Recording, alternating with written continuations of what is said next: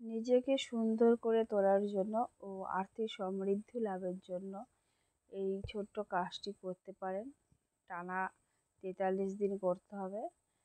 করার আগে সবসময় মনে রাখতে হবে যখন করবেন এটা মনে শ্রদ্ধা ও ভক্তি নিয়ে করবেন, দেখবেন আপনার এই ইচ্ছাটা পূরণ হবে। আর কী করতে হবে, প্রতিদিন রাত্রেবেলা শুতে যাওয়ার আগে পা দুটো খুব ভালো করে পরিষ্কার করে নেবেন। এবার করে নেওয়ার পর একটা ছোট্ট কাচের বোল হয়, তাই নেবেন, তাতে নারকেল তেল অথবা সরিষার তেল ভর্তি করে নেবেন। নিয়ে তাতে কয়েক ফোঁটা গোলাপ আতর আর গোলাপ জল মিশিয়ে সেটা পায়ে ভালো করে মাসাজ করবেন। এরকম করলে দেখবেন আপনার চেহারা গ্লো বাড়বে, বিভিন্ন সোর্স থেকে অর্থ ইনকাম হবে, আর সর্বোপরি আপনি যে আর্থিক যে সমস্যার সম্মুখীন হচ্ছিলেন সেই আর্থিক সমস্যার সমাধান হবে।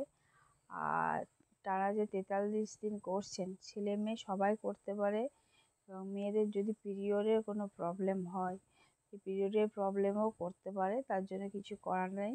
তবে এই যে ৪৩ দিন করছেন এর মধ্যে দেখবেন যে বিভিন্ন দিক থেকে আপনার অর্থ আসছে, আর বিভিন্ন সুখবর আপনি পাচ্ছেন। মানে আপনার জীবনে যে প্রবলেমগুলো চলছিল একে একে সেগুলো সলভ হয়ে যাবে।